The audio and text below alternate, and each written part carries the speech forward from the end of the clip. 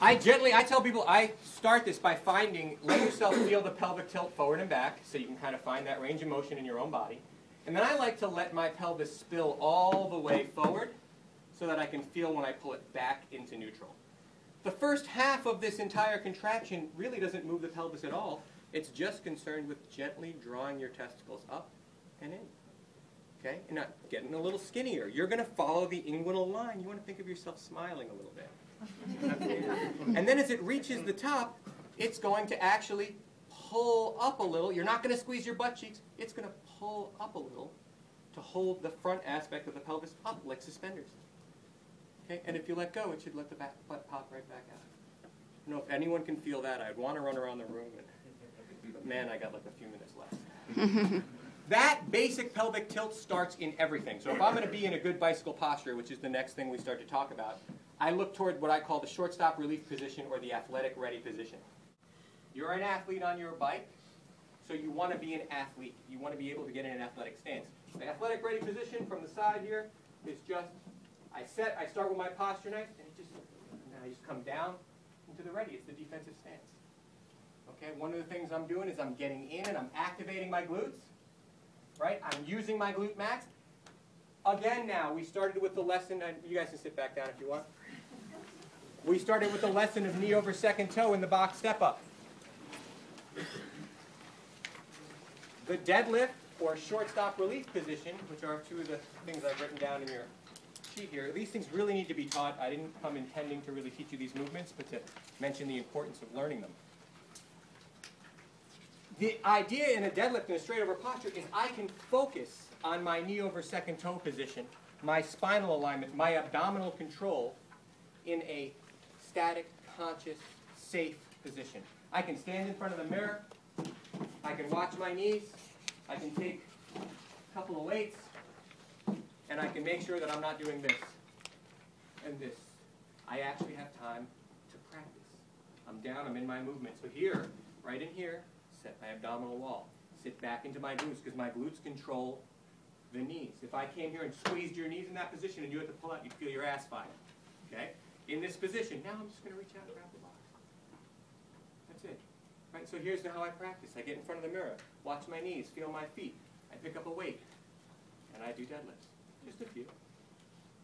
Just to teach my body what to do. And then I get on the bike and ride. And I say, do I have that form in my body? All I do is I think about it, maybe for the first 10 minutes, 20 minutes, I just try to think about it.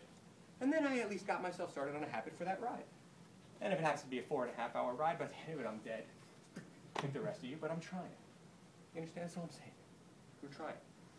So exercises like the deadlift, the box step up, as we started with, are there to teach your glutes to work, to teach your abdominal wall to work, to teach your body to see it and feel it, not to get you in the gym. You know, a lot of my cycling clients will say, look, start with one set of deadlifts and then get on your bike, and finish with the last exercise I want to talk about, which is the forward ball roll. Give me your seat. I don't know how many of you can see me. I'll put it up a little higher just so you can see it. The forward ball roll is where I get into a cycling position with the ball to give myself a little practice of moving further out into a more aggressive position and further back and controlling my posture and abdominal wall. So if I'm just kneeling, I start kneeling on the ball. And I will find my posture in a nice postural position. I'll set my low abs. I'm not working so hard. Easy and even. And I basically just let myself roll forward. Look like a cycling position to you? Until I feel like I have to hold my breath to talk. And I stay there, staying nice and skinny, feeling my abs work like crazy. And I come back. It's not trying to get as far out as possible. It's trying to feel, as I move forward, oh, my abs are working harder, harder, harder, harder, harder. There we go. That's it. It's teaching yourself how to be strong enough to ride. Okay? Does that all make sense? Mm-hmm. So that's my message. Yeah.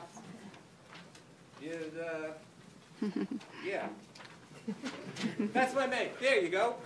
You're responsible for the success and failure of your sport or exercise. Really, you are. For movement to be healthy, you must be conscious of how you move.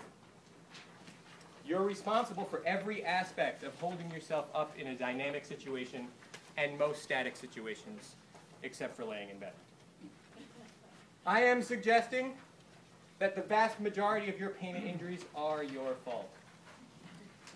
Both the prophylaxis and the healing are in your control. Don't just sit there. Cycling is a sport and requires an athletic base of operations, right? Like cyclists, like all athletes, we need a small degree of strength training as a teacher. It's teaching us and strengthening the body structure so that we can. I mean, believe me, if you can do a 200-pound deadlift, it's not that hard to ride for an hour. Your back thinks it's easy. Really, it's great. My riding is so much better with just a couple of deadlifts. Unbelievable.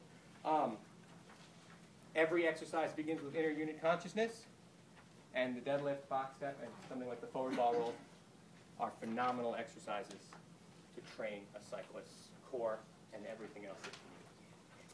So I hope I didn't talk too fast. I want to know if anyone has questions. Do I have any time for questions? I have everyone say that. You're going to have a couple questions. Good job, ladies. All right. Could you explain the relationship between tight hamstrings and what's not going on with the abs? I knew I'd skip something.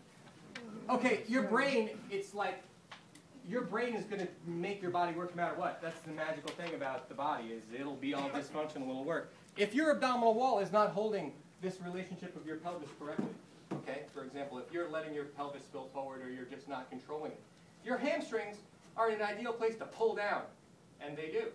Okay? So your brain is pulling down to maintain an essential aspect of pelvic control that it needs for the movements that you're doing. No amount of stretching will ever release a muscle that your brain is holding tight. Most people are stretching foolishly because your brain is doing something with that muscle. The only way you'll get a hamstring stretch to work is to strengthen your abdominal wall correctly, strengthen your glutes. Because for the most part, that's the job it's doing. So there's a big difference between a muscle being tight because it's just tight. I mean, you get a big, strong workout, man, I need a massage and some stretching, versus a muscle that your brain is holding tight because you're just not using your body right. And it will hold tight because you got to stay up there, man. So it's doing it. And it's not the greatest idea to stretch something that your brain is trying to use. Does that make sense? What's a good glute strengthening The exercise? deadlift. That's it. Even cycling, when you're using your butt, when you're cycling correct, man, that bubble just gross. I can tell. I can walk around the room and tell people who's over hamstring, who's ever just, it's obvious. At the risk of short-circuiting something important, once you get the right position and you can feel that you're sitting on your sit bones, can you use that as a quick check while you're riding to say, I have slipped out of the good position or I am still in the good position? I use all sorts of little checks. Another thing to think about when you're riding is you're up there a lot, so you do want to move a little bit. I don't think you should, I think I wrote it down in here, but I might be in an aerodynamic posture to come down a hill or to stretch. I'll come back into this position. I'll play with my pelvis a little bit. I'm using it up there just to kind of not just be a rock. So yeah, sometimes I'll roll back. Sometimes rolling forward that little bit will make it feel like it puts more pressure there, but that's when then you have to do that little lift, that little kegel. You got to get that area up a little bit because everything is falling down to the bottom. I mean, gravity's taken. You cut this open and man, that's just a lot of slop, and it's all falling down to the bottom.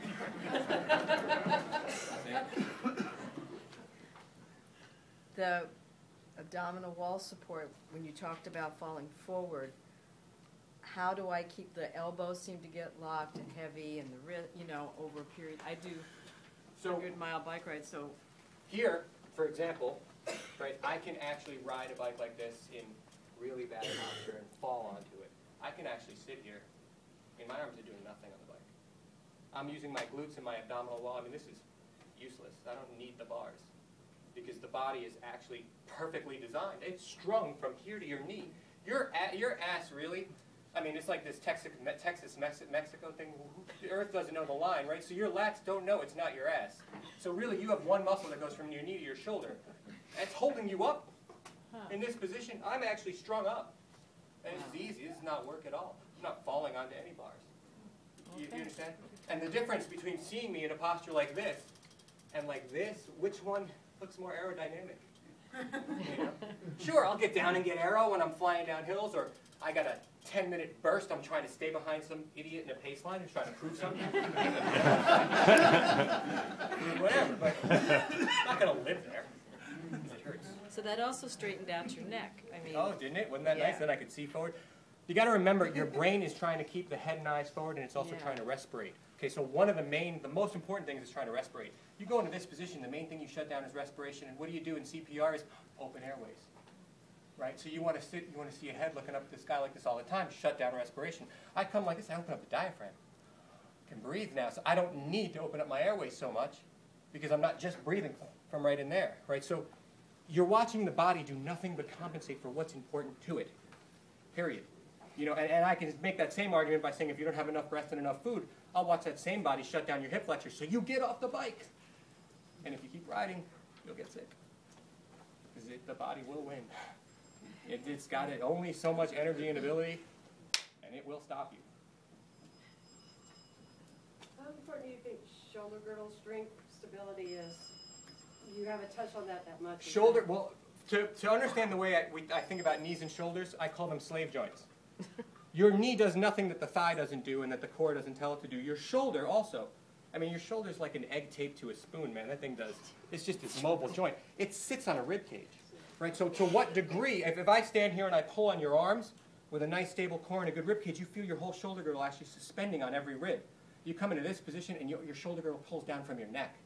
So as soon as you align that core position, you start to set the shoulder girdle into a nicer place to begin with.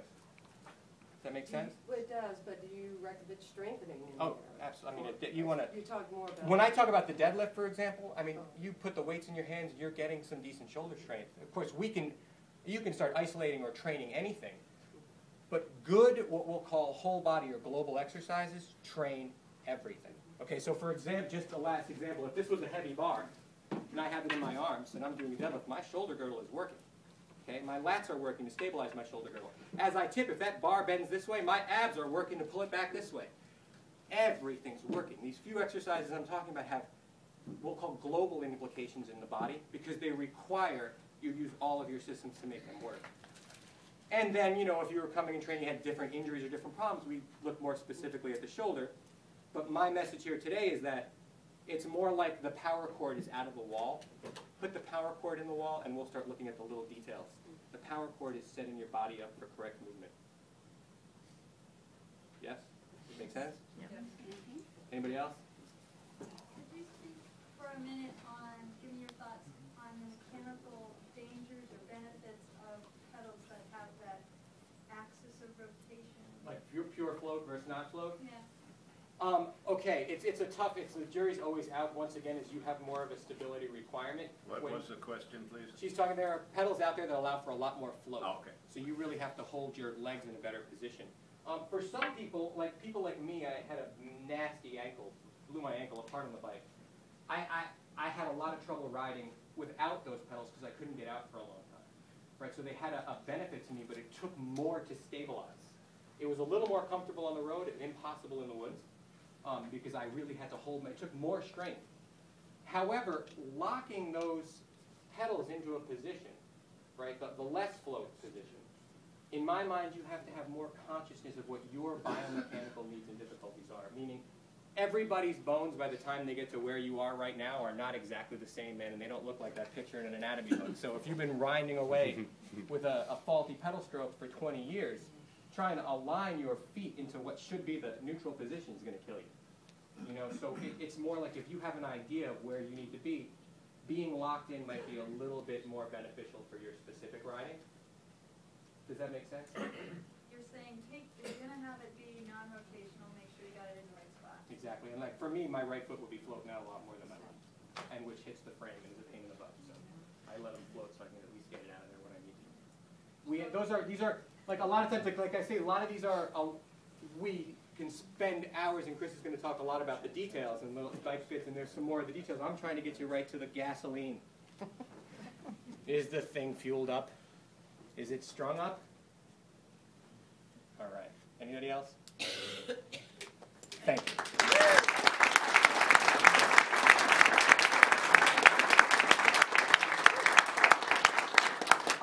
quick, one request.